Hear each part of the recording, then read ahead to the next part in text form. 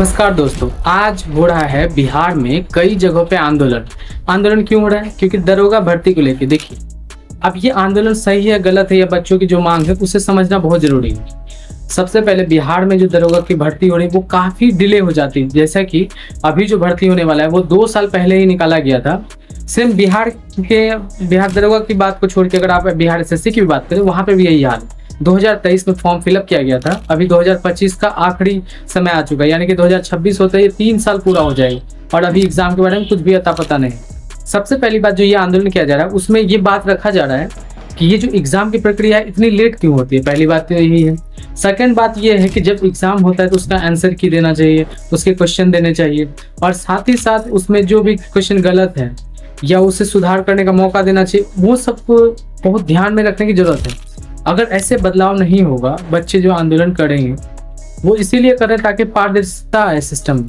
नहीं तो आप एग्जाम की तैयारी कर रहे हैं, आपको पता नहीं फ्यूचर आपका क्या होने वाला है। आप जिस एग्जाम की तैयारी कर रहे हैं हो सकता है कि उसका क्वेश्चन जो है आउट हो जाए, हो सकता है कि वो जो एग्जाम होने वाला है वो एग्जाम कैंसिल हो जाए। पीटी होता है तो मेंस में टल जाता है। जैसे आपने देखा होगा बिहार जो सिपाही की भर्ती होती है, बिहार के कांस्टेबल की भर्ती होती है, उसमें क्या होता है क्वेश्चन आउट हो गया था और इस वजह से एग्जाम को भी रद्द कर दिया गया था। वो तो अच्छी बात है, लेकिन उसके बाद दोबारा जो ये होने वाला था उसको होने में 1 साल लग गया था।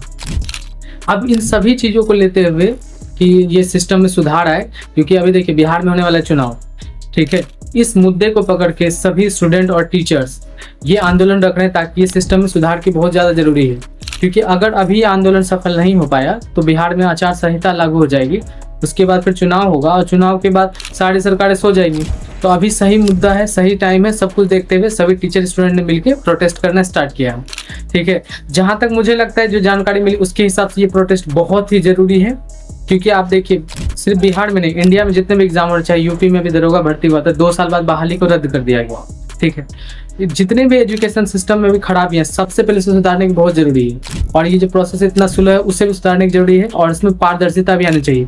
जैसे आपने देखा होगा कि अभी एसएससी एग्जाम में एक बहुत ही बेकार सा अपडेट आया है, उसमें ये बताया गया है कि जो प्रीवियस ईयर क्वेश्चन पूछा गया उसके बारे में आप ना डिस्कस कर सकते हैं, ठीक है, ना ही उसके बारे में कुछ भी बात कर सकते हैं। अगर आप ऐसा करते तो आपको 3 से 5 साल तक का जेल हो जाएगा और साथ ही साथ आपको 1 करोड़ तक का फाइन भी लग सकता है अगर आप कोचिंग इंस्टीट्यूशन चलाते हैं। तो अगर स्टूडेंट है तो आपको 10 लाख तक का फाइन लगेगा। आप सोचिए, ये एक तरह की दादागिरी है कि सिस्टम में जो भी प्रॉब्लम आ रही है उसको कैसे सुधारा जाएगा।